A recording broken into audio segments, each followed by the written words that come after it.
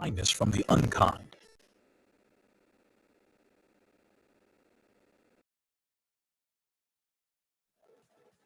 A good teacher can inspire hope, ignite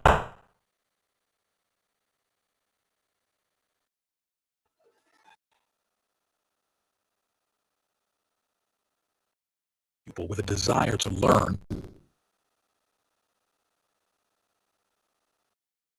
Good teachers know how to bring out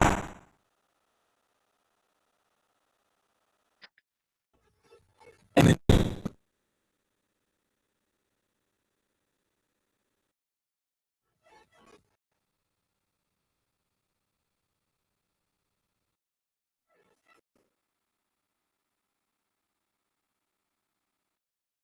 for tomorrow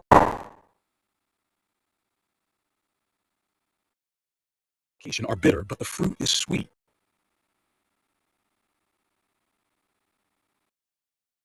The more things you will know.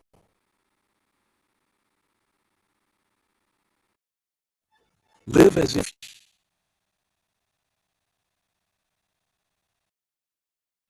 the learning process.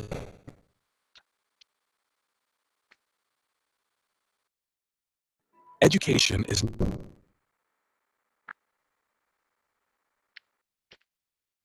Good evening, everybody. Could you please confirm if I'm audible? Could you please put a yes in the chat?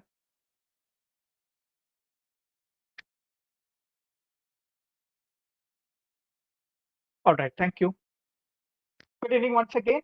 Thank you all for registering and attending this international online faculty development program on outcome-based education and application of generative AI in teaching and research organized by the Internal Quality Assurance Cell, the ITSC of Carmel College Autonomous Mala, Thrissur in association with the Collegiate Education Department, Government of Kerala. Today, we would like to welcome the resource person, Dr. Sunil Job, Director, Education Research and Department, Research and Development, Marine College Kottayam Autonomous, Chief of Academics at PEOs Solutions Limited. And we would like to welcome all the FDP participants attending today. Now, about this FDP, this is a one-week FDP program with live sessions from 7 p.m. to 9 p.m. And we are actually on the second day of our FDPs. Now, fee for the LMS access and processing of certificate is ₹400. All the participants who are paid the processing fee will receive the LMS access, the video recording for all the days, and the provision to download your FDP completion certificate. The procedure for receiving the certificate will be informed to you towards the end of the FDP. If any of you have yet to make the payment, you can make the payment of ₹400 to the account details I've already put in the chat. If you're unable to attend any of the live session, the recording will be available in the LMS. Now, we have shared LMS access details through email to those who have shared the payment proof in WhatsApp till yesterday. Those who have shared the payment proof in WhatsApp today will receive the LMS access details later in the day or by tomorrow. Now, if you're having any trouble in attending the WebEx online session, this can also be joined by the YouTube live link, the link of which I've put in the chat already. Now, my name is Sijin Jacob George. I'm working as the Global Relations with IPSA Solutions Limited, and I will be the event moderator. Now, coming on to today's session, today's FTP's technical session, the topic will be architecture of OBE and design of outcomes. Now, this is going to be delivered by Dr. Sunil Job KA. Dr. Sunil Job KA is the Chief of Academic Solutions IPSR, is the Director of Director, Education Research and Development, Marine College Kottayam Autonomous. Dr. Sunil Job has 30+ years of experience in teaching and 10+ years in corporate consultancy.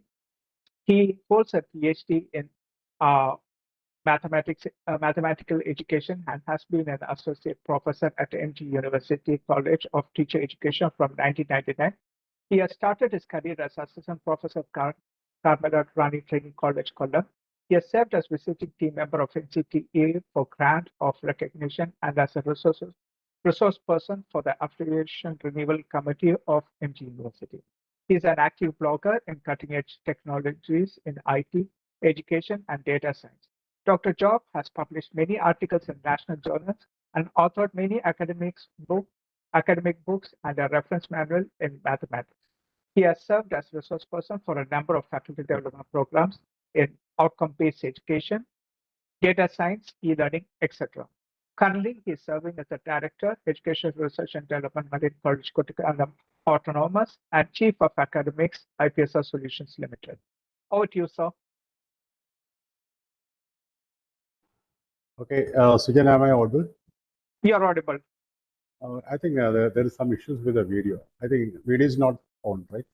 Yeah, video is not on. Oh, okay, last day also I'm having the same issues. Okay, let's okay, let us go ahead. So actually, I have just introduced about the different sections that is going to happen in the FDP. Actually, today, as per the schedule, it was Dr. Thomas Verghese, but because of some inconvenience, he couldn't make it for today. So obviously, he'll be joining in any one of the days ahead. So definitely, that will be a very interesting section. So you'll be getting an exposure to the global scenario of where these the foreign countries, especially Canada, stand in the roadway of public education. So, so today, actually, we'll be entering into the outcome-based education. In the previous day, we have been making some reflections on our Bloom's taxonomy, though it is something very familiar. We have given more priority for that because it is something very essential for us when we are planning to restructure our curriculum in the lines of outcome-based education.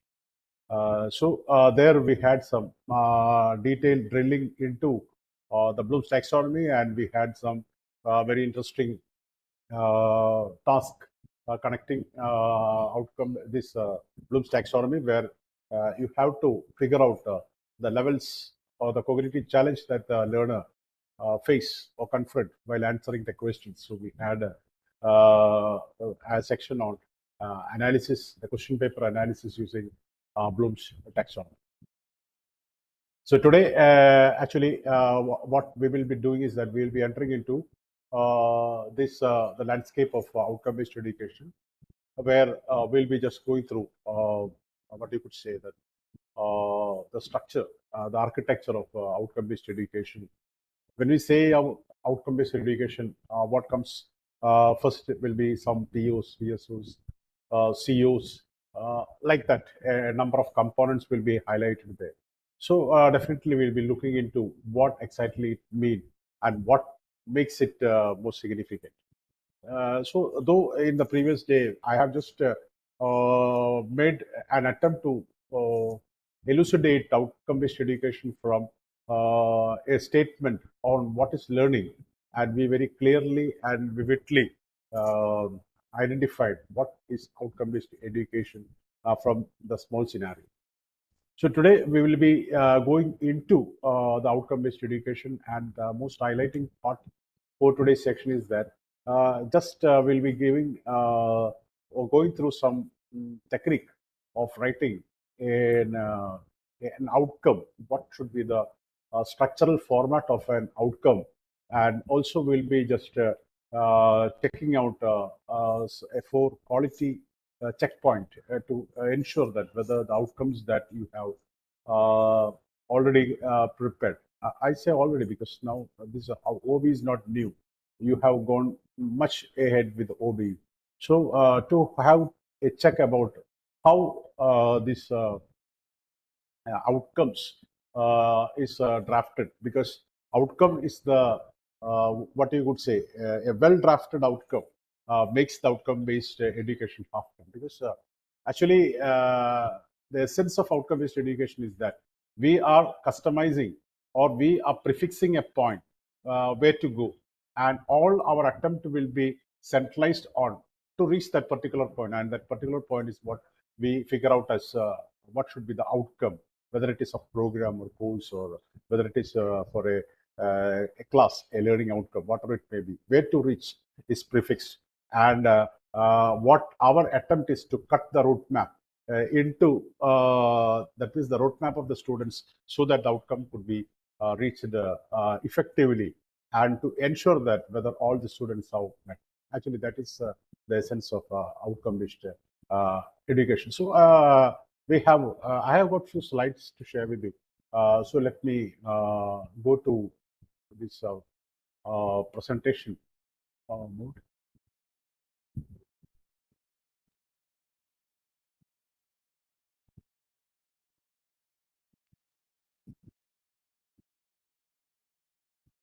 Okay, Sijin, whether this is okay?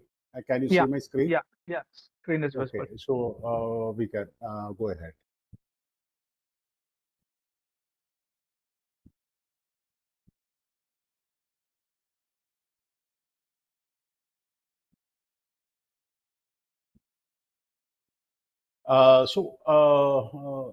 We will be going into the outcome-based education. Probably it is more about the architecture. So let me check out what we will be having for today. So this will be the agenda of today's class. So we will try to make it in a very limited time, so that I think when we keep the platform more for answering the query, that could be more effective. So let's try to make our presentation part a bit fast.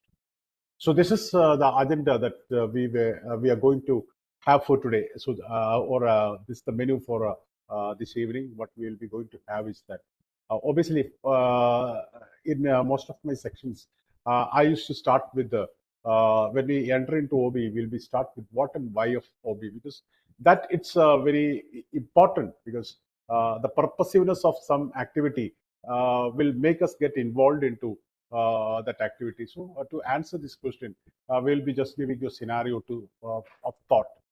Then we'll be just going into the building block of OBE, which I would like to mention it as the architecture of outcome-based education. So what constitutes the outcome-based education? We'll be discussing about the architecture, and those that follows are some of the components that comes in the architecture, like program educational objectives, graduate attributes, POs, PSOs, course outcomes. Because there are even at this point of time itself, I've seen that there is some confusions which has been clouded around, like what is graduate attribute and what is PO? Are they two, or whether they are same? So what exactly is the difference? Like that, some confusions has been there. So I think we can demystify these confusions when we go through these slides. And then the main component of today will be writing learning outcomes. So we'll be just introducing to you a formula, rather a technique for writing an outcome. So the general format of writing an outcome, and that format you can just broaden it for writing course level outcomes and program level outcomes. So that is something very important for today's segment.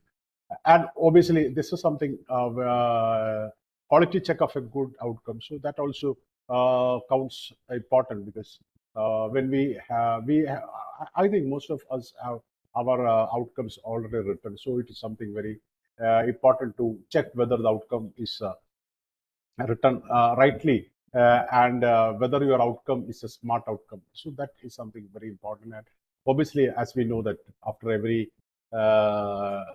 sections, we'll be having some tasks that gives a hands-on flavor to this section. So that will be discussed at the end. So here we go with this. So to begin with, as I've told that we have to answer this question, what and why of OBE, because that makes OBE meaning. Actually, this is a slide, or this is a chart that's been taken from one of the higher education, a journal, a higher education journal, Enhancing University Education. So this is the result of a study. I repeat, this is a result of a study which has been conducted on professional. This is a BTech student. The professional students have completed the professional program, BTech program. And this study is an experimental study. And the result of that study has been showcased in this slide. So my question is that you can just see that one x-axis is going this way, and in this x-axis, what you could find is that towards the right side highlights the students who have passed or qualified the program, and towards the left is those who have been failed. And also there is an axis which has been going in the y-axis, which signifies that these are the students who are not able to perform because the experimental situation is that they are given with some activity related to the trade of study, and these are the students who cannot successfully complete it, and above are the students who successfully completed it. So my question is that what can you say about what you could say that the result, whether it is a good result or bad result? What is the percentage of students who have really passed the exam? You can put it in chat, because I want some responses from your part also. That will make the section engaging, because all the time that I am just keeping keep talking, that won't make it. I will be feeling more bored for that. So you can put it. What can you say about the result? Is it a good result, and what is the percentage of pass? I am just checking out the chat. Still now no response.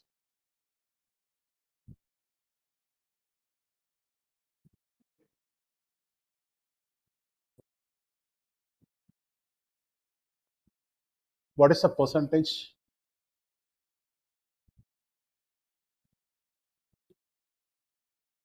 You can just put it in chat.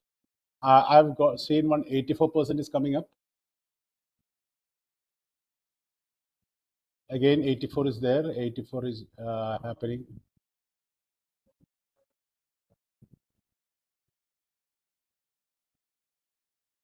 84 percentage. 191 is coming. So the question is, what is the percentage of students who have passed, and whether it is a good result? So there is something like 30 to 40, 7%. Okay, so a lot of answers are coming. So here, what I would like to say is that this x-axis is been there to indicate the percentage of students who have passed. So this is the qualifying mark. Those students who have come to the right is the percentage of students who have passed, and those who are there in the left is the percentage of students who couldn't qualify the exam. So accordingly, this is 84% and this is 7%. Why putting it in two? Because this group is being made, is been given with an experimental situation. So this is an experimental group. So they are given with an experimental situation such that they are given with an activity related to the trade of study, because they are professional students. They completed this program, so they have been given with some activity related to their area of study. So that is what you could see here.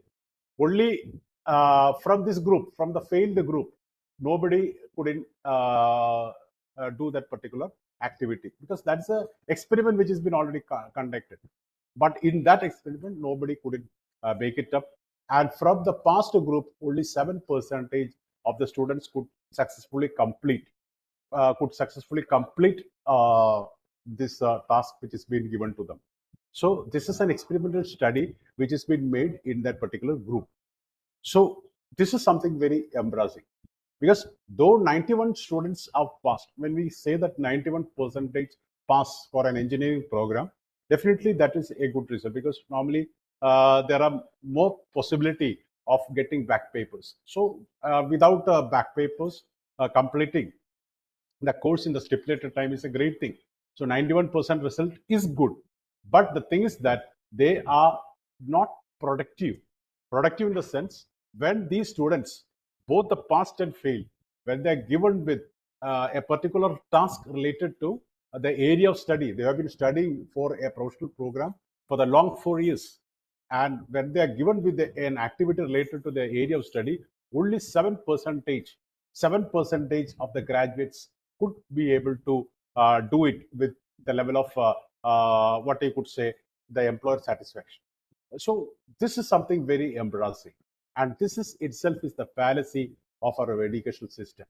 We are preparing graduates, but most of the graduates who are moving out of the institutions are confused graduates who are not capable to meet the challenges of their workspace, which they have been trained for such a long period, because they have been shaped, streamlined, and they have to move out as a professional with the essential competencies to meet the challenges of their workspaces or the industry to which they have been prepared for.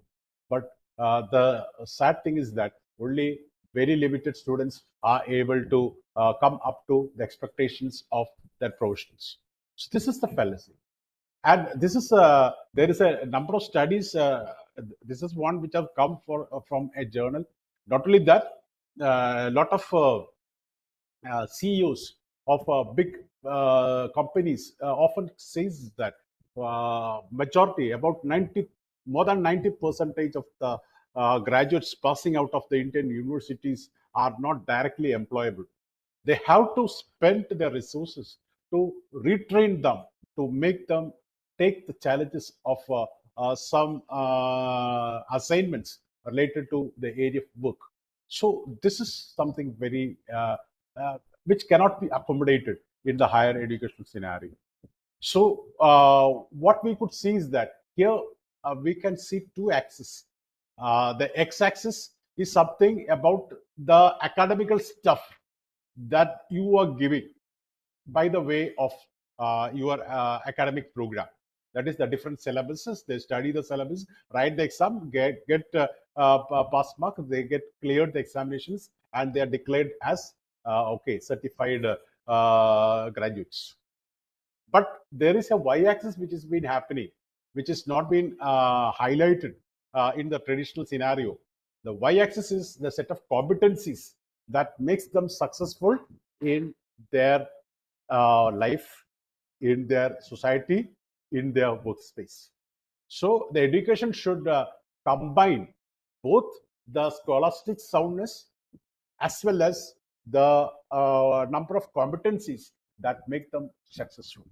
So that is something, the y-axis. Why they are not being able to clear that particular experimental situation? Because they don't have that much of competencies to meet the challenges or to take up the assignments of some area to which they have been prepared for.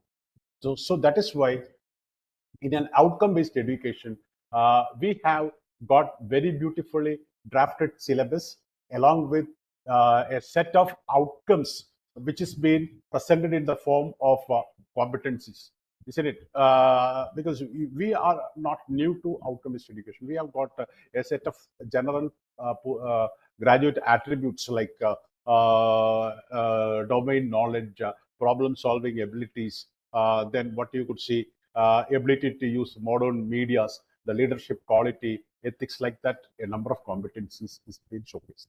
So we have to equip the students both in the line of their competencies as well as in the line of their academical soundness. So the major focus of the outcome-based education is to transform the entire students into this area.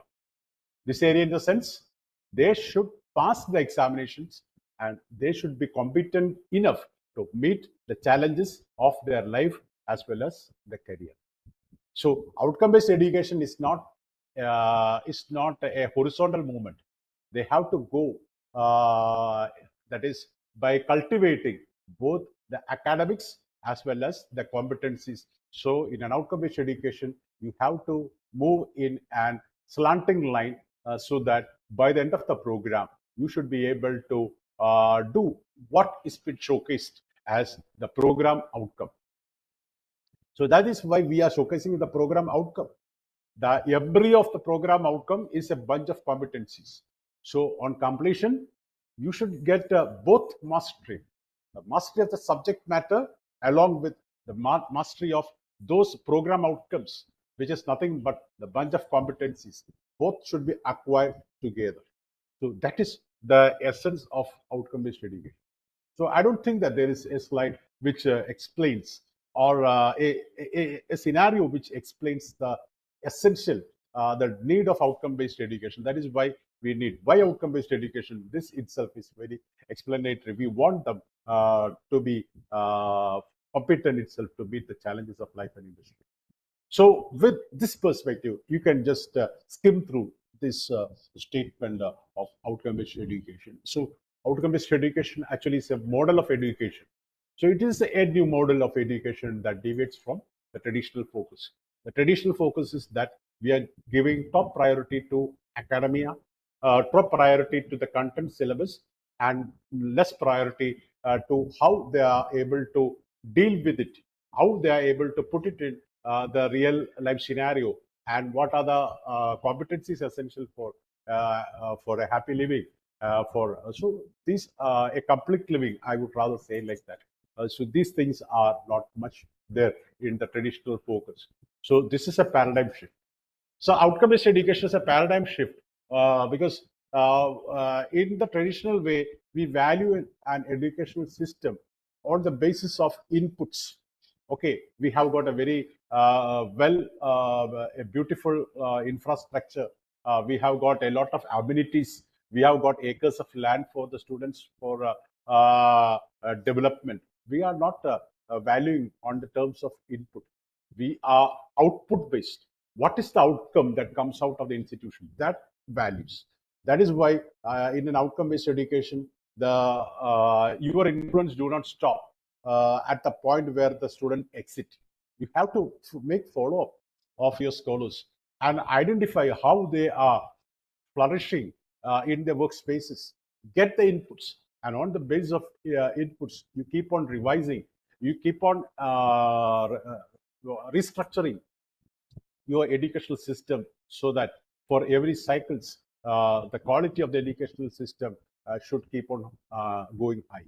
So the focus of the outcome-based education, if you're finding it difficult to read the entire thing, we should focus on what they know and able to do.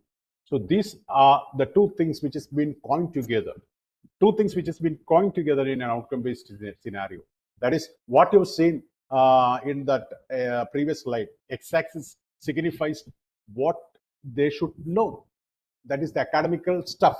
And what you have seen in the vertical axis, y-axis, their ability to perform, ability to do, the competencies to excel themselves in the space. So these two things should be clubbed together, and we have to, the end result of outcome-based education is that we have to ensure it is an assurance of learning. We have to ensure that it is met. So this is an outcome-based education. So basically, these are the four principles on which we are formulating the outcome-based education, because there is a clarity of focus. What exactly outcome? Outcome is a prefixed destination. Suppose if you are going for any travel, what you do first? You will fix the destination first. And it is the destination that pull you or guide you in your travel process. Just like that, in an outcome-based education, you are clearly fixing where to reach, what the students are capable of doing. That is highlighted first. That is the end point. What is, because when you're traveling to some destinations, you are prefixing your end point. What will be the end point where you reach in your travel? So that is been prefixed. Same thing.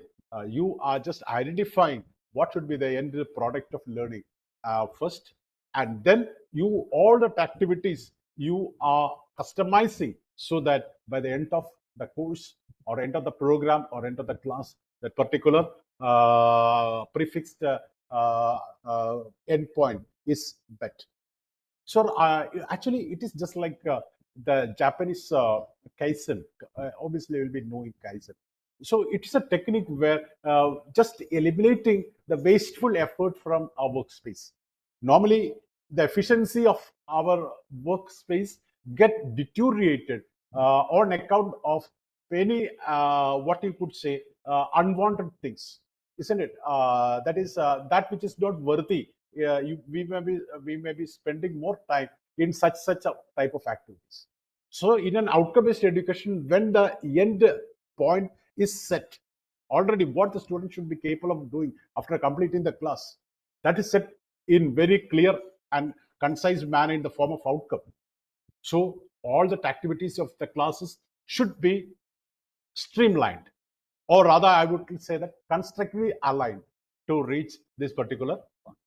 So for that, you can eliminate whatever thing which is not supportive for the students to reach that point could be eliminated. So it is to a greater extent there is a clarity of focus that makes clear to the teachers what to provide them, what all support system you can depend on, and what all things you can eliminate.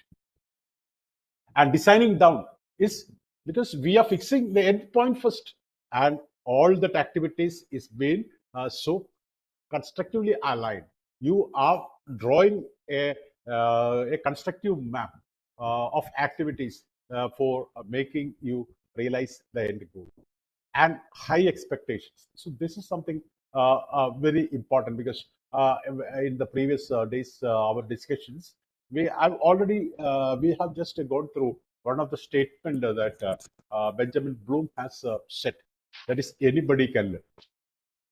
So there is no, if the learner is there without any special challenges, then there is nothing like if you're providing them with the learning experiences which is apt for them, definitely they will also come up with the flying colors. So this outcome-based education do not resist the teachers from giving that is heavy stuff to the students on the assumptions that they will not be able to accommodate. Everybody can learn. The thing is that how you give is more important. So that is something important. So your pedagogy, your approaches, and the support system that you select, it's rather important. Rather than blaming the students that they will not be accommodated, they will not be able to accommodate the stuff. So this is something very important. And expanded opportunities. So this is because when we go through the real paper which has been given by SPADI, the SPADI has very beautifully explained about the SPADI. The William SPADI is considered as the father of outcome-based education. Actually, in his book, it is very clearly stated that a teacher should not mark what the achievement of the students in pen. You should mark the achievement in pencil. So what you'll be thinking, whether you write in pen or pencil, what is the difference? So when you're writing it in pen, it is permanent. That is, you should give more and more opportunities for the students, so that by the end of the program or course, you have to ensure the students have attained the essential target. So the outcome-based education sets a target of attainment for every outcomes. If the students have attained 50%, if you're setting a 50% target, if they are going beyond 50, then we can say that they have met the outcome. So in an outcome-based education, you have to set a qualifying level, a qualifying mark, or a target for each outcome, and you have to ensure that each and every student of your class should cross that particular target.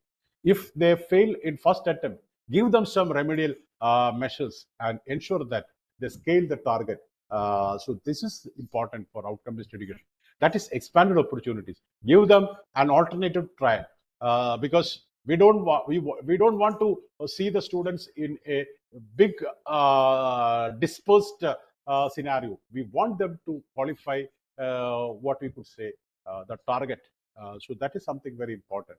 So it is not a norm referenced. It is not a norm referenced assessment that we did. that is to rank them in order and say that, oh, they are very high achievers. Not that. We want criteria reference. The criteria is what we could say as outcome. We want all the students to attain these outcomes. So this is one important concept which we have to take into consideration when we say about outcome-based education. That is, what will my student do out there? What will my student do out there? Out there means in the real world family. Family means in his personal life, work, that is in the workspace, and community. As a result of what we do in here. So the outcome-based education, important thing is that this outcome-based education should make them successful in his life, that is in the family life, in workspace, as well as a worthy member of the community. So that is the important focus of outcome-based education. So outcome-based education should lessen the gap between his activities that he have to do out in the society, out in his workspace, and out in the community, as a result of what he get from his learning experiences in the classroom. So this is something very important. The outcome-based education should go in a track of authentic curriculum. Authentic curriculum means not populating the students with a lot of theory and concepts. Whatever you learn should be connected with the space where he have to live. So there should be a connection between the classroom level activities and the real life scenario. So all these things have to come as a part of the curriculum. That is why we say that there should be a often rapport with the community. We have to get the constant updates from the stakeholders in order to know what should be included in the curriculum to make our students go out with confidence. So this is something very important. The outcome-based education should have a connection between what you give in here. In here means in your classrooms. Should be connected with what they have to perform out there.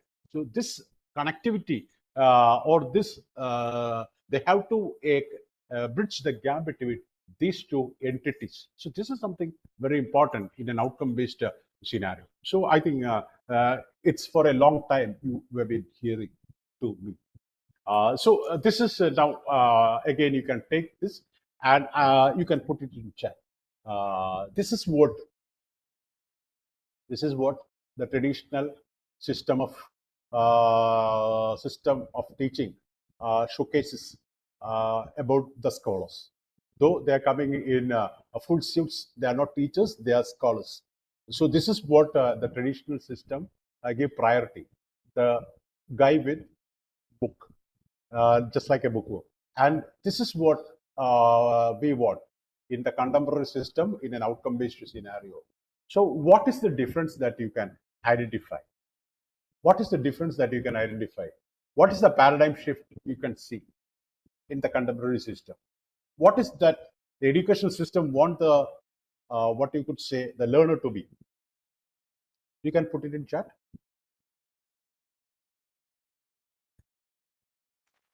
Excuse me. I am very eagerly waiting. Okay, many answers are coming. Mary Philip, yeah, multi-talented. Then outcome-based teaching.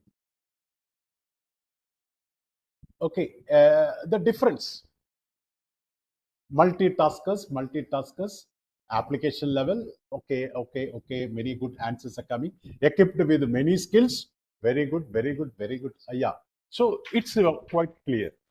It's quite clear. Now the success is not how much marks they score for the exams. The success is now evaluated on the basis of both their scholastic attainment, but also how they are able to excel in their competency level, isn't it? In the first slide which I've shown, there are two axes, one showcasing the content level, and the second one, y-axis, showcasing that which is essential to make them successful. So it can be what? The ability to communicate. It can be the ability to think creatively. It can be the ability of what you could say negotiation or communication skill. It can be the ability to use modern tool usage. So we want our scholars to be what you could say multi-talented. They see here this guy. He is been able to think creatively. He has got very time management skills. He can evaluate. Okay, what is right? He can use modern tool usage. Likewise, a number of things he can able to. So a number of things has been integrated together. So this is the current scenario, what the educational system focuses. Traditionally, we were focusing more priority to how much marks you score for each paper. That alone is the mark of success and identity.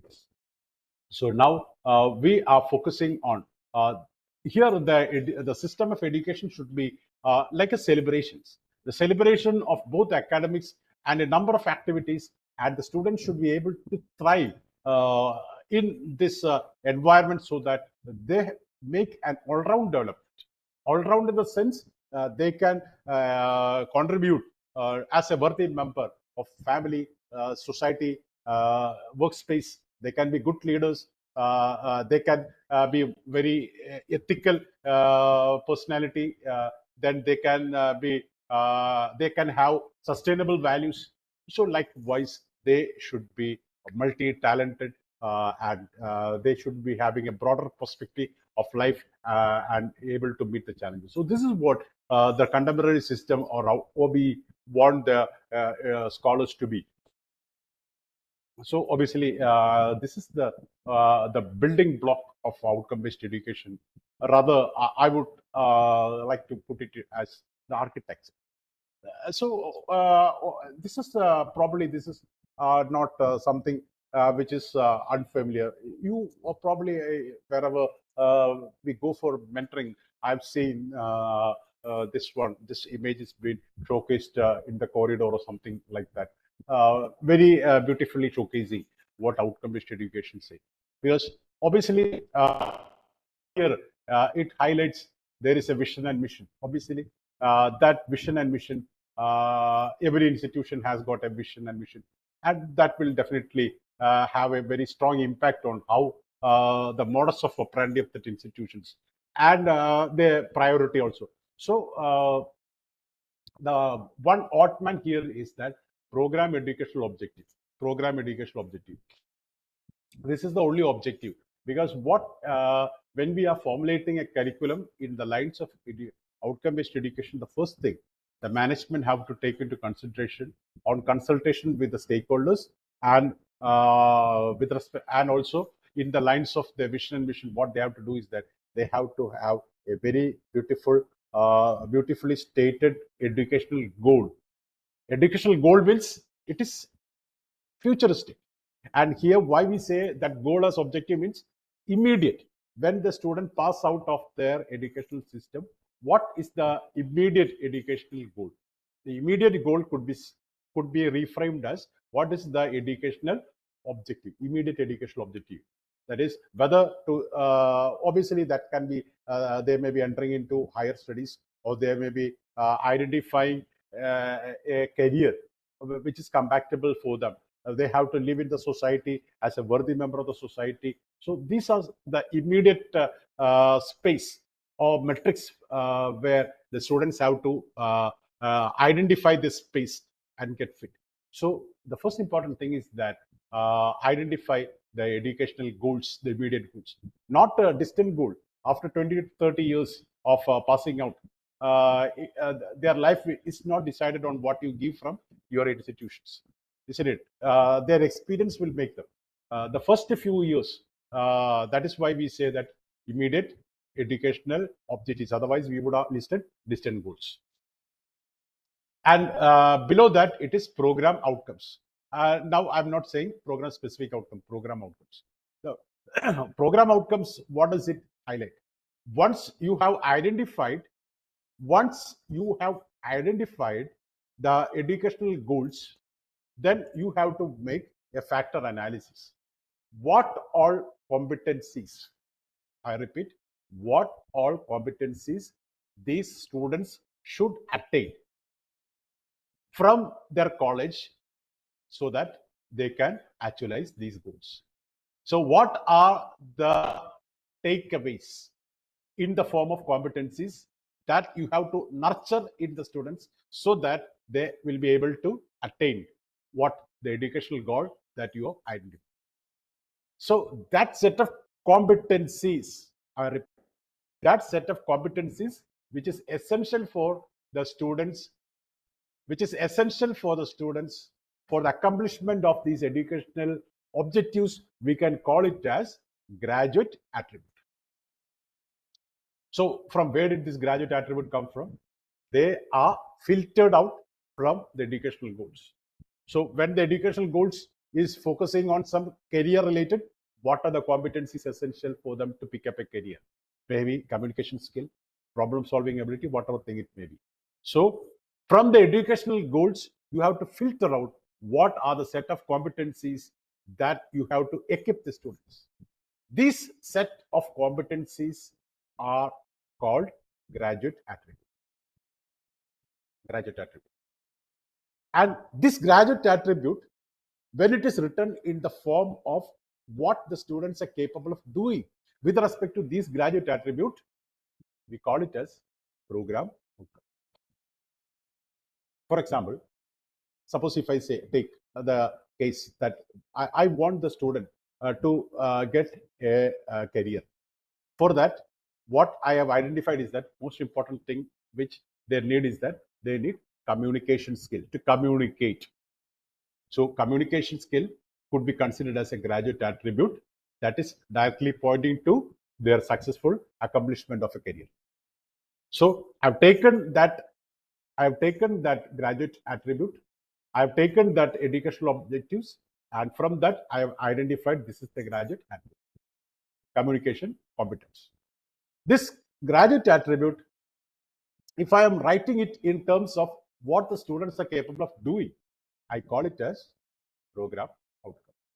So if I say that the students demonstrate the ability of communication skill, means reading, writing, comprehending, their vocabulary knowledge, isn't it? All these things are related to communication skill. The ability to read, ability to write, ability to comprehend, then having a good bank of vocabularies, then negotiating. So all these things together will contribute to the communication skill.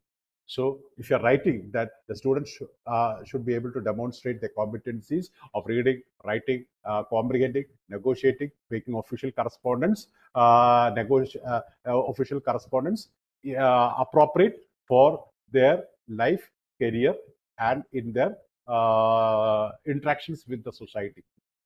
If I'm writing it like that, what does it say? What the students are capable of doing. So you can see the track. You have identified a goal, and from that goal, you have identified what are the set of competencies needed for them for accomplishment of these goals. And these, what you could say, that competency is written in the form of outcome. We call it as program outcome. So now coming to the graduate attribute embryo, from that we have written the program outcome. And once the program outcome is written, then what we have to do, that is, program means when the student leave. So when they leave, if you are fixing the program outcome as communication skill and what the students are capable of doing with respect to the communication skill, if you are going in an outcome based educational scenario, then when the student pass out of your educational system or your college after completion of the graduate program, they should be able to do what is written in the program outcome. So that is the program outcome. So program outcomes are nothing but what the students are capable of doing when they leave the program. So how can you develop them? How can you develop them?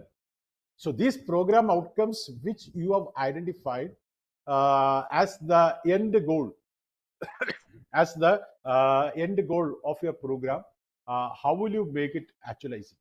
It has been actualized through the different activities you give in the form of curriculum. Different activities means you will be including a number of courses. A number of subjects are taught in your program. So each subject should be connected with those program outcomes that you have showcased. So if you're including a paper, this paper should have some bearing with some of the program outcomes that you have identified.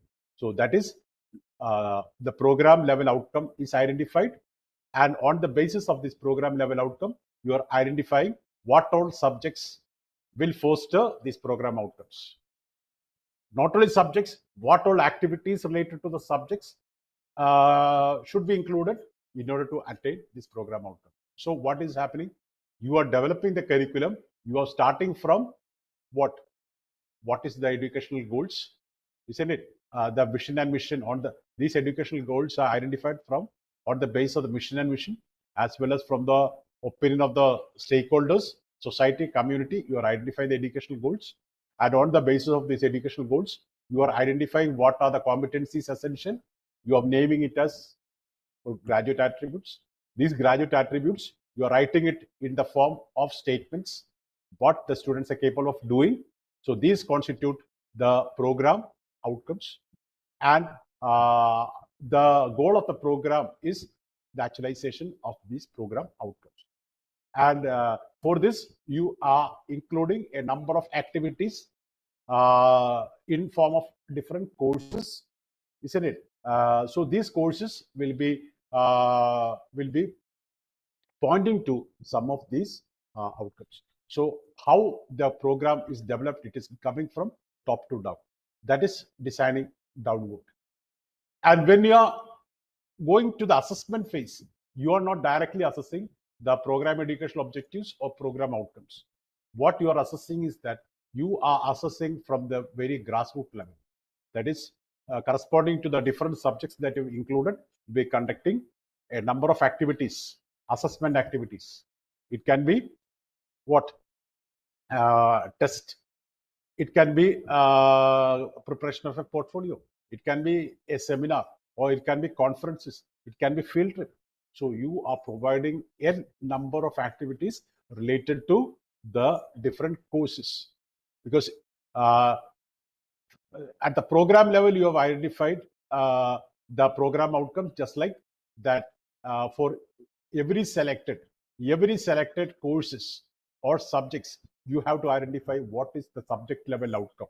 And obviously, since it is identified from this top level, definitely this outcome will be connected with any of these program level. So in an outcome-based education, we have to identify what. If you are introducing a course, you have to identify what is the outcome of that course. If you are going to give a class, you have to identify what will be the outcome of that particular class. If you are going to give a test, then what is the outcomes that you are going to assess through the test. So everything will be outcome based. So this is the paradigm shift which is there in an outcome based scenario. So I have given a very detailed explanations on the components like program educational objectives, program outcomes, then course outcomes. I've just given you a holistic idea. Now going into these components separately, one by one, just we will be skimming through these because there is no need to explain it many a times, because all these things are familiar to you. Obviously, this is the which we call program educational objective. This is nothing but the immediate goal of the program. So this program educational objectives are identified not by the teachers. They are identified by the curriculum constructors and the college level, the management of the college. Isn't it? The curriculum constructor. They have to identify what should be the program educational objectives. So what is program educational objectives? They are broader statement that focuses on what the students are expected. Expected means in future. what they are expected to achieve within first few years. So that is why educational goal, what should be the goal? Isn't it after leaving the institutions, what they are expected to receive? Isn't it? So that these constitute the program educational objectives. So that can be after an undergraduate program, they may be going for higher studies, for a post-graduation or a doctoral level studies, or they may go as a professional, or likewise, or they can go to a managerial level, or they can go to an they can go in a level where they can give employment to many others as an entrepreneur. Then they have to live with the society. So they should have some this concept regarding sustainability, environment. They have committed with the society. So likewise, these will be the essence of what you could say the program objectives. So first thing you identified is that what should be the program goals. The program goals. So this will be identified first. And normally they are assessed not directly from these when they move, because in an outcome-based education we have to get follow-up with the students, and it is from the feedback we will be assessing whether the program educational objectives have got it the right way. If not got in the right way, take feedback and make improvements in the society. So this is an ecosystem which is in a constant structuring and restructuring in order to enhance the quality and equipping them to meet the challenges of the society. So this is a dummy outcome. That is, they should be able to demonstrate competency and leadership to become a professional or employee or an entrepreneur leading to successful career or pursue higher education. So this is one dummy educational goal which I've showcased. So every undergraduate program, the students can either move out and they can continue in the higher education stream for professional growth, or for higher studies, or they can move out mostly for into a career space. So these are the two important goals there. Then another important is that they should demonstrate commitment towards the preservation of environment and sustainable development of the society, because they have to live in and with the society.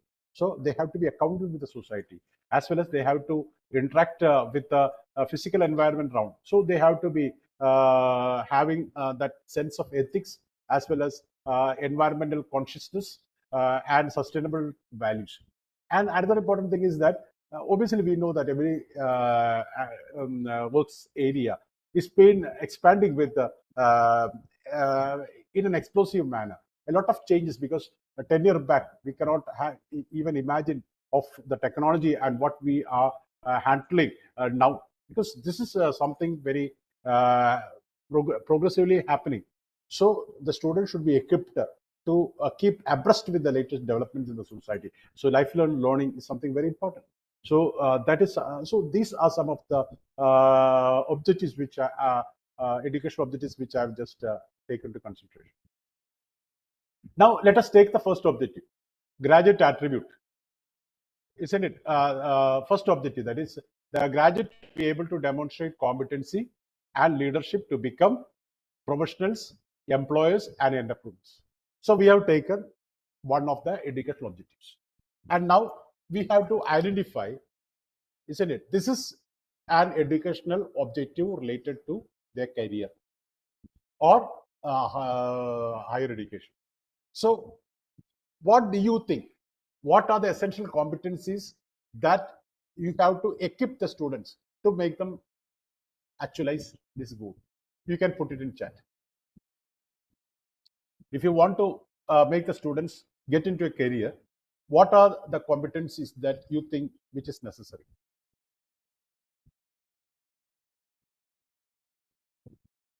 You can put it in chat. They have to get a career. So if they want to be successful in a career, suppose if it is an MBA program, they may be going for a marketing or something like that. So what skills you think is important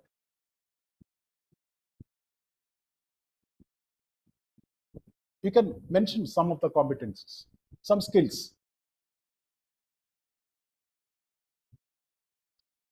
I'm just looking at this.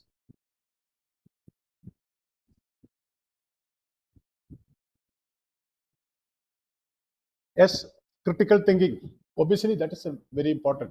Critical thinking, a communication skill, cognitive skills. Cognitive means they should have some knowledge, a collection of skills like critical thinking.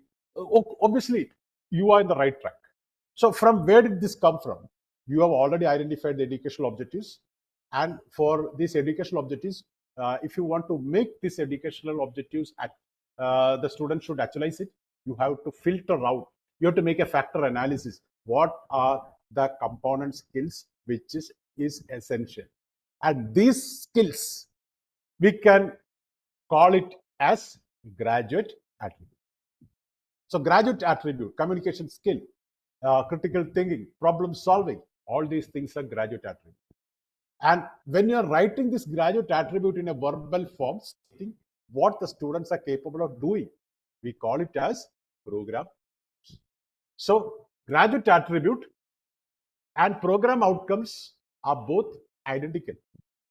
The graduate attribute is the embryo and program outcome is the verbal statement of what they're capable of doing. This is the difference. From where did you identify it? It is from the program educational objectives. So you are designing down program educational objectives, identifying the graduate attributes. So these are the different graduate attributes which UGC has already suggested, isn't it? And says that, okay, these are some of the suggested graduate attribute by the UGC, like disciplinary knowledge, something related to the subject of study, then communication skill, critical thinking, problem solving, analytical reasoning, cooperation and teamwork. All these things are essential. All these things are essential. So they suggested that you can identify the most appropriate bunch of competencies that will be appropriate to your educational goals, isn't it?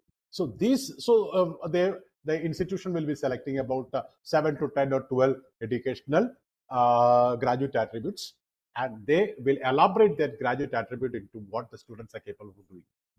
So this is nothing but the program outcomes. So this is the program level. On completion of the program, and what outcome-based education focuses that when the student leave the program after completing, you have to ensure that what you have showcased in the program outcome is met. This is outcome-based education. Identifying the end. When they leave, what they have to attain. Identifying the end and putting it at the first level, and all that activities should be brought into that particular. So these are the graduate attributes given by the NBA. So why they are giving for the engineering programs? Because we are the member of this Washington account for the last 10 decades, because this is a submit which has been made by some of the developing nations. The submit is like that. The students who are pursuing these engineering programs from the accredited by NBA, Tier 1 institutions which has been accredited by NBA, they can pursue this education anywhere among these nations, isn't it? They can continue that education, or there is no need for an equivalence for a placement. So that gives them a global standards.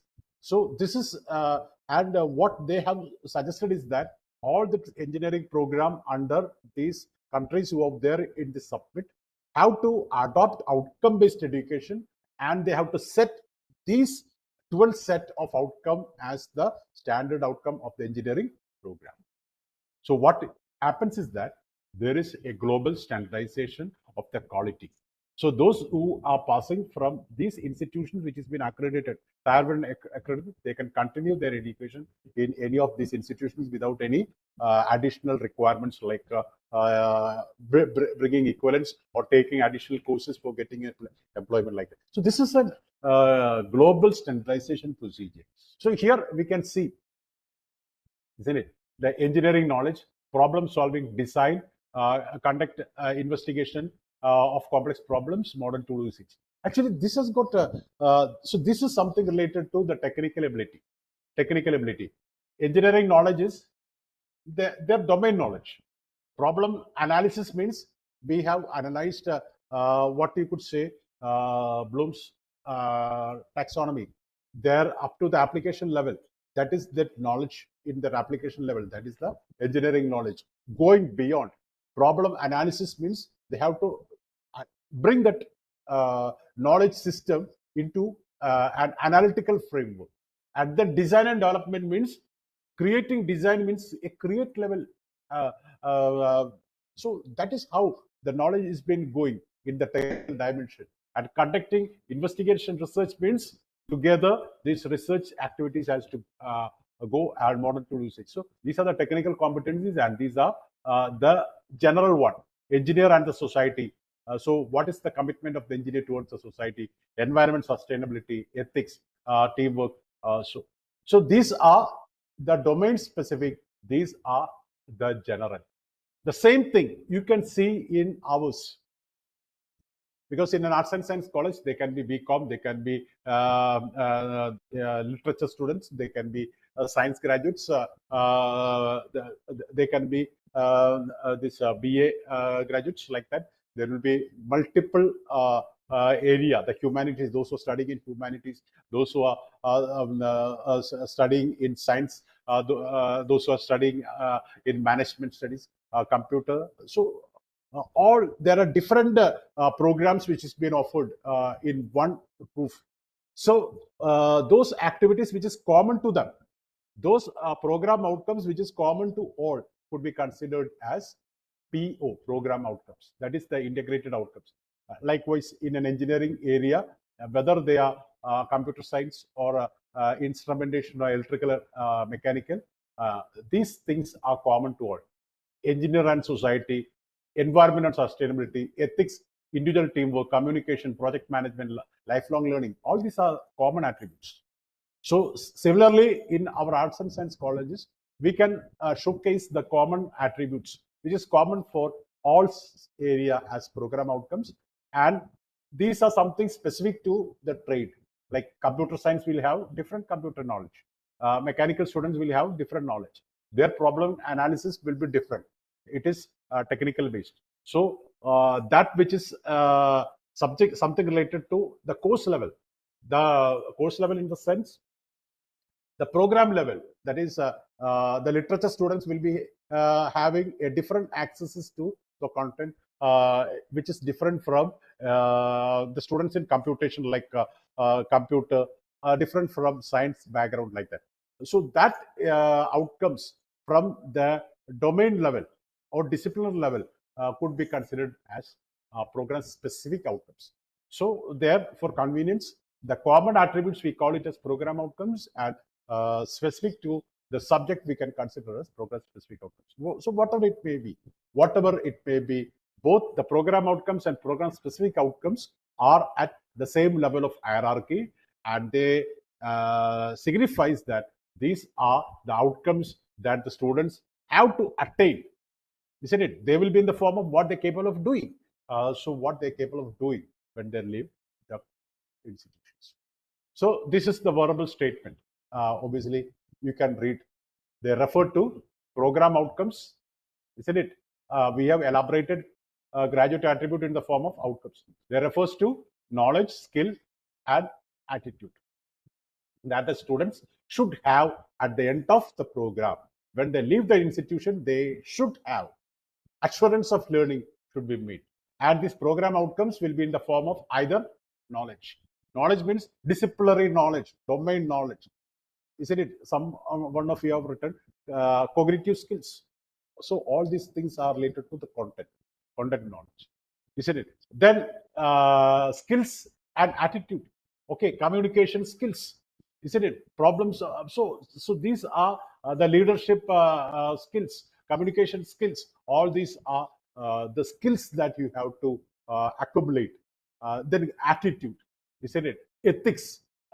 Then environment sustainability. This is an attitude towards your environment. What is your attitude towards the society?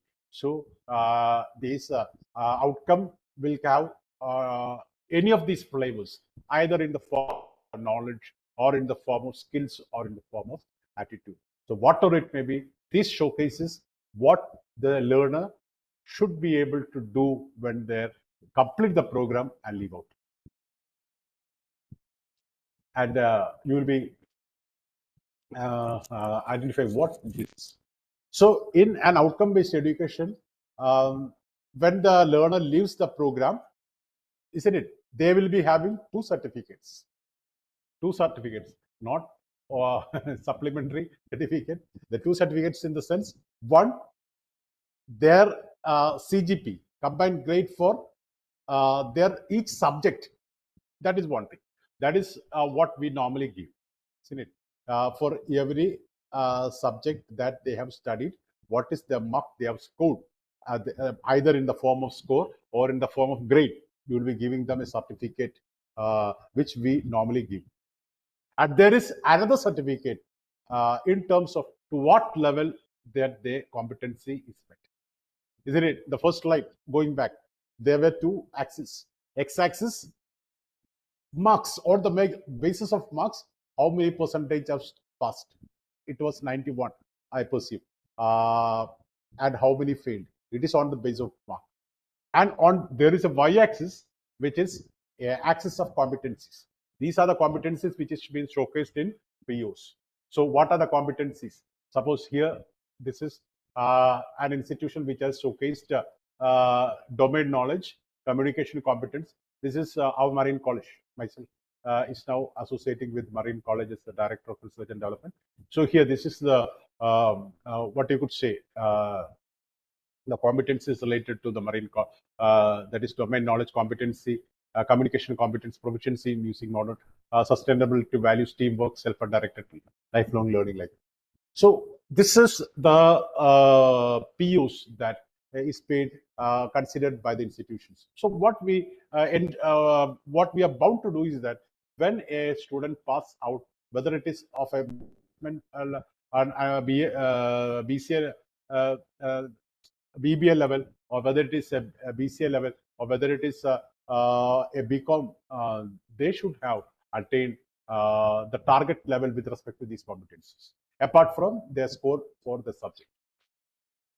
So this is a scale which is made because the standard scale which we are using is a 4-point scale which extends from 0, 1, 2, and maximum is 3 out of 3. So here it is from 3, 2.3, 1.8, 2.7, like that. So this is the score. So this is the grade card of one student, for one student who have completed the program. So the thing is that we have to calculate the program level attainment. But at the initial stages, we will not release them to the student because we have to ensure the validity. Because our assessment platform, our assessment system have to reach a maturity level. Maturity level in the sense, we have to ensure that whether this assessment is valid. Then only we will be able to, we should give. This is, we will keep it as a document at the institutions for the internal audit, whether the students are going in the right track and whether this attainment with respect to each courses and program is met. For an internal audit, we keep it, as well as for providing it to these, what you could say, these concerned authorities when they come for any audit or inspections. But now we are getting matured in the level to give it to the students, because when we give it to the students, we have to be very watchful, because this will be like an authentic profile that you're giving to the students. Because when you're writing a profile for a resume, what we really do is that we will be showcasing what the student showcasing is that they're talented, what is their ability and skill. but this you are giving as a what you could say an authentic profile to the students. Okay, they are having a high level of competitive this domain knowledge. They are having a high level of communication competence, problem solving ability, teamwork, like that. So if the employer accommodate them, okay, suppose if you are given out of 3, 2.8 as communication skill. So by seeing this, because without any test, the employer can accommodate the students for a marketing or for an official, an employer to manage the official correspondence or public relations. And the thing is that if the students are not able to write even a single letter in a correct format, or even is failing to write a single statement without errors, what does it happens? It will backfire on the institution, isn't it? The most important thing that we need for an assessment tool is that validity. If the assessing tool is not valid, validity means it should assess what it to assess. If it is not valid, we will be in the blacklist. Suppose if you are going and getting 1 kilo of sugar from a grocer, and you're coming home, and if you're weighing it, if it is only about 600 or 700 grams, what will your reaction? The same reaction will happen there, because you have given them a very high score for communication skills, and this guy is not able to write his own name in correctly. Then that will backfire on the what you could say the institutions. So this is something very important. We have to develop our assessment systems, and it should be a right way, and it should be having a method, so that it should be what you could say valid. And suppose if you think that giving marks like this is not good, then you can have a heat map, isn't it? Green, that means high achievers. If 70% or more, high achievers, and orange color you can say for moderate, 50% and above, and below 50% you can give red, because we don't need any red. We want everyone to qualify the marks. So that is what outcome-based education focuses.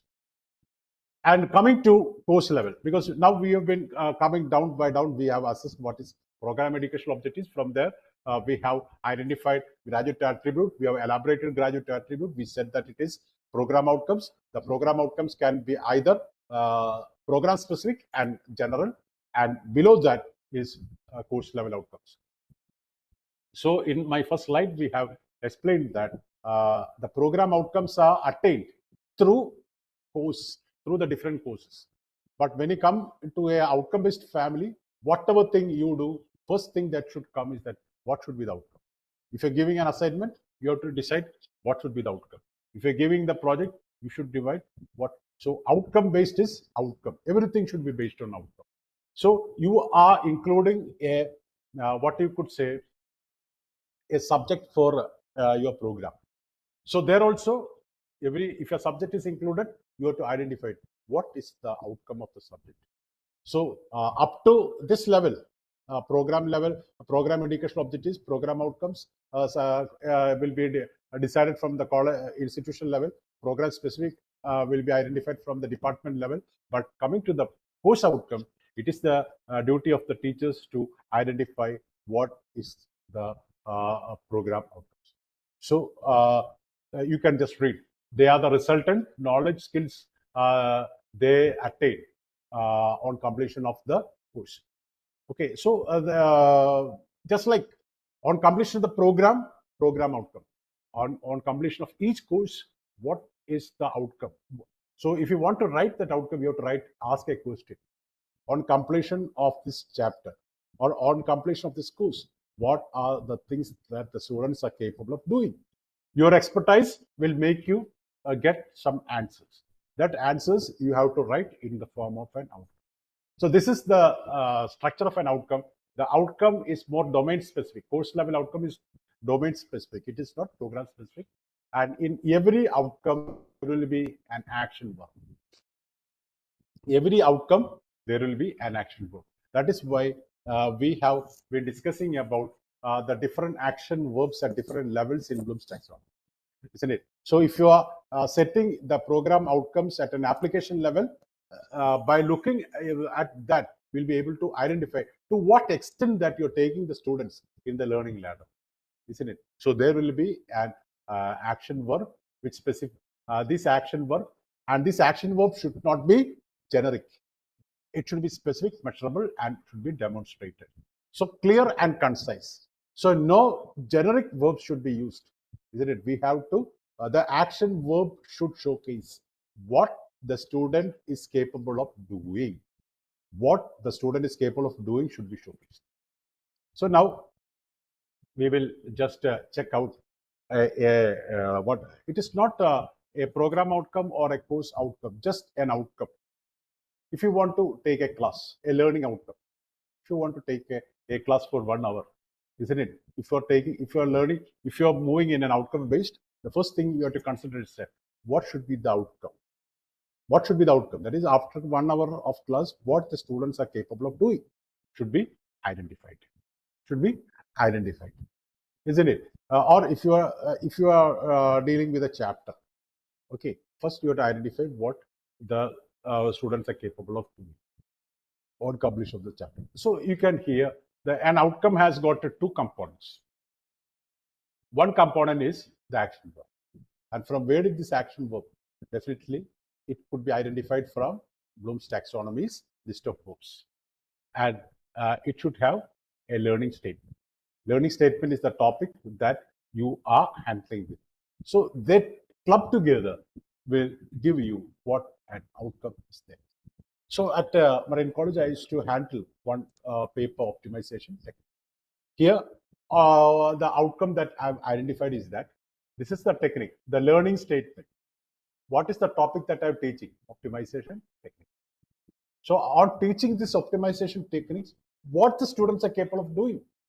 So I have suggested appraise. Appraise means to evaluate. It is a higher level of outcomes. That is, after completing my class on optimization technique, not a one-day class, it can be 2 months class on different optimization techniques and how to solve it, and how to do sensitivity analysis, and how to ensure its validity. A big area is there. On completing that, what the students should be capable of doing? They should be able to evaluate or appraise what? The effectiveness of the optimization technique. And also I've given in industry. So the use cases that I am making the students do is the industry. So in an industrial scenario, there will be different operations that should happen. And in that operations, what is the effective optimization technique that is appropriate? The student should be able to do. So what you could say is that there should be an action verb plus the content or the topic that is learned, isn't it? And then you can set the context, and you can write this action verb or this outcome even without the context. If I'm not including the context, appraise the effectiveness of optimization technique, that will be a very big area. So what is the delimitations? I am setting the context. I'm not going to teach the entire, isn't it? If I am not using that industrial scenario, then there can be a number of other scenarios that can happen. So I'm just going to delimit my classes to the industrial scenario. So I have written what level I am taking action, appraise, evaluation level, what topic, optimization technique, and what is a context, industry. So my outcome is appraise the effectiveness of the optimization technique in the industry. Suppose if it is an initial level classes, so it can be what I can be just telling them they have just understood. So explain about the different optimization technique in an industrial scenario. That is an outcome at a lower level, isn't it? Explains the different optimization techniques in industrial level. So they have just understood, but they have applied it. Here they have applied it, they have identified, they have analyzed, and then they have evaluated, which is because different optimization technique could be brought about in different scenarios. Can be integrate integer programming, dynamic programming, QN theory. So to identify which is the optimization technique suit for a particular context, and identify that. So that is the outcome. So in writing the outcome, so here this is the action verb. This is the action verb which really showcases to what level you are going to take the students in your learning ladder, isn't it? Suppose if I am using some action verbs from understanding level, what does it mean? You are only at a conceptual level. You are teaching the students some concepts so that they get a clear understanding about the topic. So the outcome will showcase to what level the learning will happen. Suppose if you are giving some real use cases and connecting your what you could say the concepts to some real world scenarios, and you are writing an outcome, then your outcome will be speaking loud regarding the application scenarios, applications like solving, applying, solving, etc., etc., etc. So it will showcase that your class is going to an authentic level, making the students to take their learning experiences to unfamiliar situations. So this is the highlight. This is the highlight. That is, the outcome will showcase the level of learning that you are trying to bring in the students. What the level of learning that the students will be capable of attaining. And question, isn't it? How you attain, how you check whether the outcome is attained? By giving questions. By giving questions, isn't it? So you will be always confused about mapping, isn't it? How we can do the mapping? Suppose if you want to assess the outcome which is at an application level, outcome at an application level, the question that you're going to assess is at a remembering level. That means the question is not as risen to that what level? Outcome level. So this is only feebly attached. So the strength you can give it as 3. Suppose if you're giving a question at an understanding level to assess what? An outcome at an application level. So here it is moderately addressing. So your mapping can be. So if you are giving the same level, the question is at an application level and outcome, both are the same level. So they are strongly. So this is the mapping, which more the detail you will be discussing it in the Mendelssohn. But I would say one thing: the outcome itself is the question, isn't it? There is no need for going for mapping. The outcome itself is the question.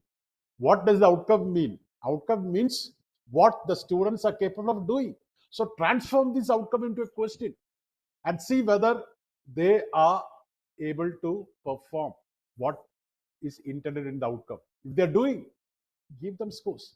Don't make the calculations complicated, isn't it? If you are answering the question, getting 60%, then what is the attainment? 60% is the attainment. Why going for a number of other calculations, putting lower level and then equating, etc., etc., etc.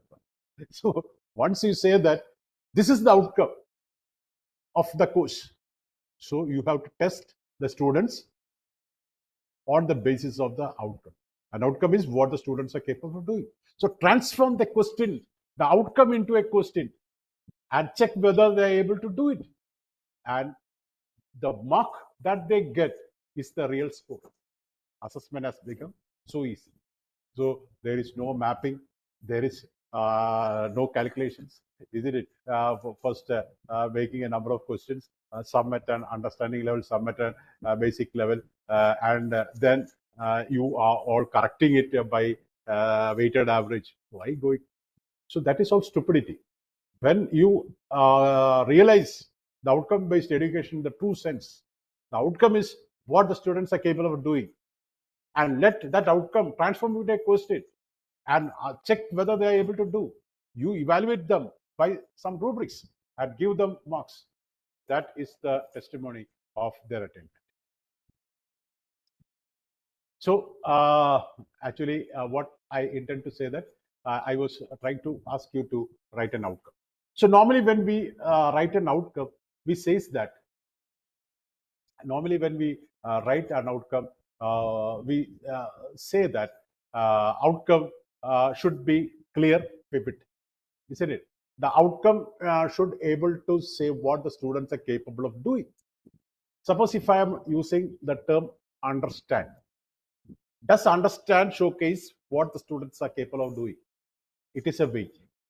Instead of understand, if I say use the verb explain, you are very clearly showcasing what the students are capable of doing, isn't it? Illustrate, summarize. So this makes the thing more. That do not mean that using such verbs is wrong. That do not mean it is right. If you don't get the appropriate word, you can put it, because I've seen many of the colleges, very top-rated colleges, using these. No issues. But when you come to the scenarios where you are making the real-time assessments, try to incorporate outcome, because outcome should be observable and measurable. There should not be any vagueness. It should clearly showcase what they are able to do. If I say appreciate, is it showing what the students are capable of doing? Isn't it? No. Isn't it? To learn, to familiar, to study, to call. So likewise, these are some of the verbs which maybe, I repeat, may be avoided if you have a good alternative. Okay. So just for a comparison, I am using the students will understand democracy. Understand. That will showcase that, okay, they understood, they got the meaning. Does it showcase what the students are capable of doing? If I say that describes the major theories of democracy, that means it is very clearly saying that after you teach the topic, isn't it, what the students are capable of doing, they will be able to describe the theories of democracy. You can just look at that outcome. That outcome itself is a question. So the right way is transform the outcome into a question and get the score. It is the assessment. There is no need for a mapping this way, that way. After taking the score, and then doing all these are rubbish. That you will realize when you will go. It will get matured. The students will study about the impact of cultural. They will study. So what they will be able to do after the study is not revealed. So here, evaluate the impact of cultural diversity. They are able to evaluate the impact, isn't it? They are able to evaluate. This is what they're capable of doing. So outcomes should reflect what the students are capable of doing. So here, this is evaluate, describe. These are the verbs that will showcase to what level. Describe means you are taking them at a second level. The second level is understand, but don't write understand if a word like what they're showcasing, what they're capable of doing. So that is the right way. If you're framing program outcomes, you can use understand. All these things could be used because you are not directly assessing it. But when you come down to the lower level of COs and learning outcomes, micro outcomes, it is the good practice to write observable outcomes. Outcomes should be measurable and observable. You can observe it. Here, you can observe what the students are doing. Here, not, isn't it? The students will learn. That is vague. So here explains the principles. That is little more clear. So we are moving to our final stages. Quality check of a good outcome. So quality check in the sense, obviously, when you are written with these outcomes, you have to ensure whether the outcomes is satisfying these 4 conditions. So you can check out these conditions. 1, are they written using action verb? Action verb to specify, that is something should be written in bold. Definite and observable behavior. Observable behavior. That is why I told at the lower level when you're writing outcomes, course level still okay. If you're writing micro outcomes, it should be observable. Observable in the sense, if you write understand, it's not observable. If they shake their head, that is not sufficient. What they're capable of doing, they will be able to describe the major theories of democracy. So that is there, observable. So you have to identify whether the outcome itself is identifying the assessment package, whether it is explainer, whether it is observable. Second is that does the language describes the student's target rather than the teacher's behavior? Obviously, most often asked question is that what is the difference between objective and outcome? Objective is the teacher's point of view. Teacher's point of view. What the teachers are capable of. What teacher's point of view means, that is, what is the objective of the teacher. That is, you are viewing the thing from the teacher's point of view. The same thing if you are viewing from the other angle, that is from the student's point of view. The teacher's point of view may be okay, completing the syllabus or something like that. But from the student's point of view, what they are capable of doing should be very clearly and concisely defined. So whether the outcome is written, verbally phrased from the point of view of the students, such that it showcases what they are capable of doing. So capable of doing should be tested. Assessment is testing what they're capable of doing. And that statement should itself transform into an assessment question. So do the outcome clearly describe the abilities, knowledge, and value of the student of the course. So outcome, as we have discussed in the previous slide, has got two components. One is the action verb. One is an action verb, and the second is the learning state. Suppose if I'm teaching a topic from physics, isn't it? Ohm's law. I'm teaching Ohm's law, isn't it? If my outcome is when we say about outcomes, that do not say that first class you go, your outcome should go to creativity. Let the outcome go at a gradual, let it scaffold gradually according to the depth of the content that you are dealing. Suppose if it is Ohm's law, then the student should be able to explain Ohm's law. So Ohm's law is been showcased there. The learning part, the learning component or the learning part should be clubbed together with the action verb. That is why I've just shown it in that slide, the formula for writing an outcome. The first one is action verb.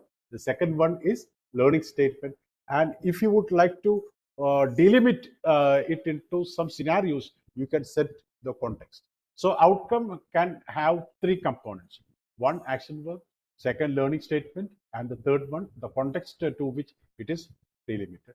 So that together will give you the structure of an outcome, isn't it? The context means sometimes, okay, when we was telling about communication skills, the students demonstrate is that action verb.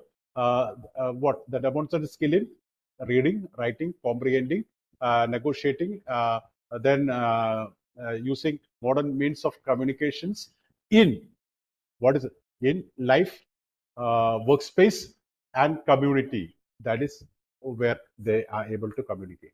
So action verb, what are the different abilities when we are writing program outcomes, what are the different abilities that they showcase, as well as the delimitations. So every outcome should have either the ability or the knowledge or the value. Okay, the ability, knowledge, or the values which has been showcased. So that is why if it is the learning statement, that can be the knowledge. If you are connecting it with the affective domain, then what are the values that you are giving importance. It can be environment, sustainability, or ethics or something like that. What are the values? So the outcome should showcase these things. Then finally, most important thing is that is it possible to collect accurate and reliable data for the outcome? Because that itself is very important. Because in an outcome-based scenario, most important is formative evaluation. Formative evaluation means that it is just like these are the cornerstones to ensure whether the students are going in the right path. So each and every time when during teaching, you are asking questions. Why? To ensure whether they are in the right track. Isn't it? If they are not, you have to bring in some remedial measures and make them going in the right track. Just like if you're going for a traveling, if there is no GPS, what we normally do is that at each and every junctions, we will make an inquiry whether the route is right. So if the route is not right, you will make the correction and go back into the right route. Just like that, when you're teaching the students, every then and there, you should make an intervention. It can be a question to check whether they are in the right path. So that will take them to the right destinations. So is it possible to make such intervention, collect accurate and reliable data to ensure whether they are in the right track, and finally summative evaluations to ensure whether the outcome is met. So in an outcome-based scenario, there are two assessments. One formative. Formative assessment is just like while the teacher is progressing with his classes, then and there he will ensure whether the students are going in the right track through formative evaluations. Can be some activities, some tests or questions like that. And on completion of the entire syllabus, he will conduct an test to ensure whether the outcome is met. So that test can be a paper pencil exams, or it could be some other activity that you can give to the students. It can be because don't go with the same traditional. You can give open book exams, or you can have portfolio type assessments. You can make give them some authentic assessment worksheet and make some what you could say interviews. So there are n ways, not secretly one way. So that all depends upon. But now we know that the system of assessments is totally changing. Totally changing. Now we are assessing the students with respect to their ability. For that, we have to give some real use cases, how they are able to progress. So the systems is totally changing. So is it possible to collect the reliable, accurate data for these outcomes? So these things are, these four will contribute to check. But so I think it's clear. That is, there should be an action verb. The action verb should not be vague. It should be observable and measurable. When you read that outcome, you should sense that it is described. It is what the students are capable of doing, not what the teacher intended to do. What the students have performed. That should be the phrase, the structure of the phrase of writing an outcome, and whether an outcome, whether the learning component or the topics or some abilities or some values which is being embedded in the phrase, and whether there is any reliable way of estimating whether the things are going in the right track. So that is an quality check of a good outcomes. And just because whenever we go, there is not these days, they used to say that, give some examples.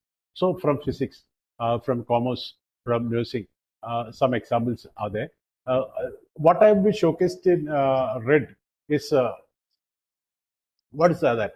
That's the action verb, and the learning statement clubbed together, isn't it? Apply Hooke's law to compute different types of responses in the given material. So it's an outcome. Commerce, explain the various principles of organization. So you're dealing with the principles of organizations at the initial classes, your intentions will be the student should be able to understand it. So understand means it's vague. So how can you make it observable?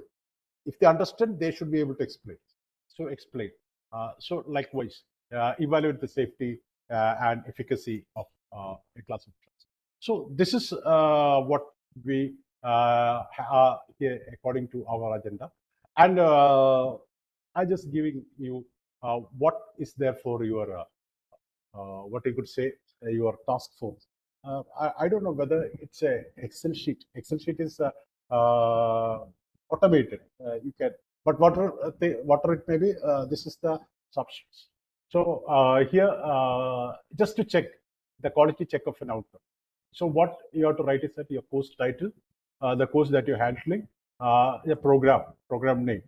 Sometimes you will be a teacher handling a course in BCom, so program BCom course. Then you can write these outcomes here. If you want to add more, you can keep and add like this. You can write an outcome. So normally there's a ask question is that what will be the appropriate number of outcomes? Actually, every outcome you have to assess it. So in an optimum, we can say that 5 to 6 outcomes will be ideal. But I've seen in some cases going 10, 12, and even 20 outcomes. So try to, because these outcomes will be overlapping, or you can comprehend it and bring it. And the normal way of writing course level outcome is that you take a module, ask the question what the students are capable of doing. You will be getting an answer, rephrase it in the form of the outcome sheet. So the advantage is that if you are asking any question from that module, that will be related to the particular outcome. So that makes things a little more easy. But if the nature of the course is not cross-sectional, if it goes longitudinal, okay, you can take the entire course and ask the same questions. So you will be getting a longitudinal pattern of answer. So whatever it may be, here you can write yes, yes, yes, yes, if it satisfies. The 4 quality criteria is been showcased here, and you can check. If and here the quality percentage of first CO. The first CO is this one, isn't it? If all the 4 are S, that means quality percentage will be 100. And if it is 100, there is no need for any improvisation. If only 3 criteria is met, the quality percentage will be 75.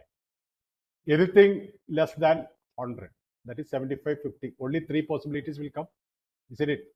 Either it will be 75, 100, 75, 50, or 25. So anything less than 100 needs a revisit. So this is just to have a check regarding how your outcome is, whether it is good according to this criteria. If it is not good, you will be getting a score less than 100, so that there is a need to revisit and improvise, because the success of this outcome-based education to a great extent depend on how you frame the course. So actually, so this is what I would like to share with you. So thank you for this, and I'm stopping the presentations, and the platform is open if you have any queries. Over to you, Siju. Thank you, Thrissur, for that wonderful session. If any of you have any questions for Dr. Thrissur, please post it in the chat and we'll take it up.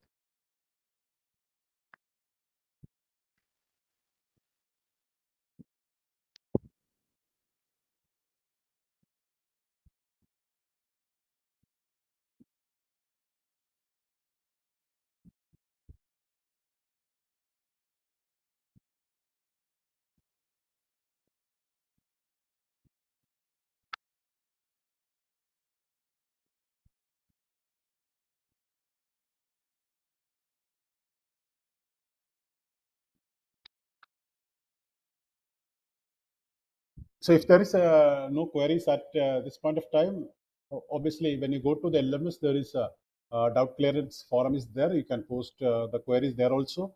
Probably the resource persons and the other LMS users will be visiting there. So we can collaborate there also.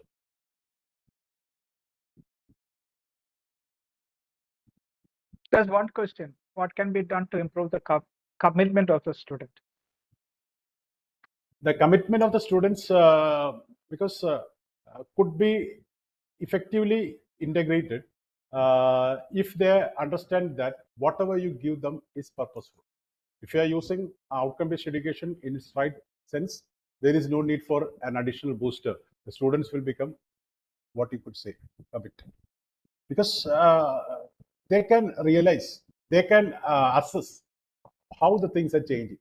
If you are giving the real use cases, dynamic classroom, experiential learning, the pedagogical approaches, if all these things are aligned to make them dynamic in order to make them realize the goals. So the most important thing is that while you're formulating the outcome, make that outcome a little more, what you could say, higher order, so that some contributions could be made from the part of the students. So that could make it good.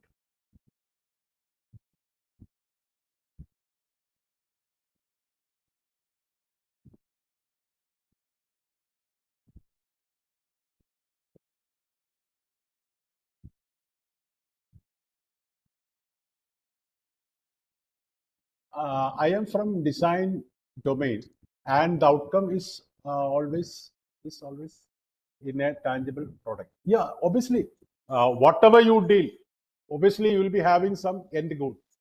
Transform that end goal into an outcome. That's it. Outcome-based education don't insist you, but in a very what you could say, rigid format. Whatever you give to the students, you will be having some goals. So transform that goals into an outcome and ensure that it is met. That's all.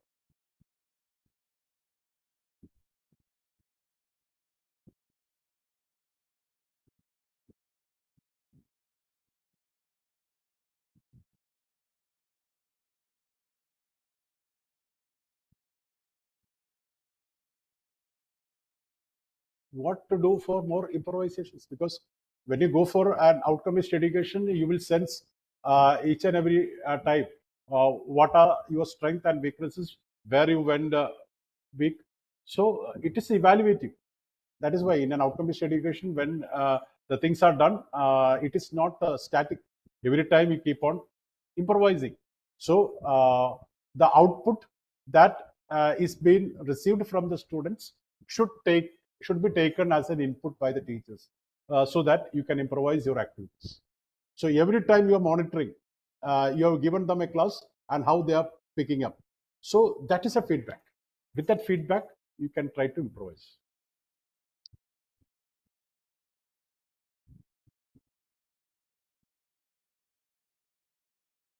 So, Yeah, okay. I think there are no more questions. I think we'll move on. It was very nice with this group, and I think whenever I post some questions, there was very good responses. I enjoyed it, and that made me more dynamic and live throughout the sections. So thank you for your cooperation. The upcoming sections, you will be having very excited sections in the line, so you can enjoy it. So have a pleasant day, that is pleasant night, as well as a very happy weekend. Okay, Sijin? Yeah, thank you, Sunil sir, for that wonderful session. Yeah, we will move on next to the vote of thanks. The vote of thanks is going to be given by Dr. Sinjumal Thomas, Dean of Research, Carmel College Autonomous. Over to you, ma'am. I hope I am audible. Yes, you are. Good evening to all. It's with immense gratitude that I take this opportunity to extend our heartfelt thanks at the conclusion of today's insightful session on Architecture, OBE and Design Outcome by Dr. Sunil Job K. The session was conducted as part of the International Online Faculty Development Program on Outcome-Based Education and the application of Generative AI in teaching and research, organized by Carmel College Autonomous Mala in association with the Collegiate Education Department, Government of Kerala.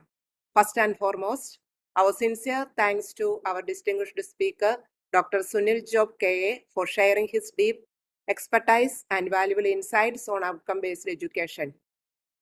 Your knowledge and experience was truly enlightening, equipping us with a broader understanding and practical strategies for implementing OBE effectively. We deeply appreciate your time and effort in engaging with us. We are grateful to Dr. Sister Rini Raphael, Principal of Carmel College Autonomous Mala, and Ms. Mary Philip, IQAC Coordinator, for their leadership and support in making this FDP a grand success. A special word of appreciation to IPSR Solutions and the entire organizing team for their meticulous planning and execution of this program. Your dedication has ensured the smooth conduct of these sessions, benefiting educators from various institutions. I extend my gratitude to all the participants for their active engagement and enthusiastic participation, even at this late hour. Your presence and eagerness to learn make this initiative truly meaningful. Finally, a big thank to you to technical and support team working behind the scenes of facilitate this online program seamlessly. Once again, thank you all for making this session a success. Let us carry forward this learning and apply them into enhanced teaching and research in meaningful ways. Wish you a good night. Thank you. Thank you, sister, for the vote of thanks. With that, we will end the session for today. Tomorrow, we will have a session on underlying threats of OBE, Generative AI and teaching by Dr. Suresh Nambudri. We will start at 7 p.m. Please join in on time. Thank you for taking your time and joining this session. We will see you tomorrow then. Thank you. Have a pleasant evening.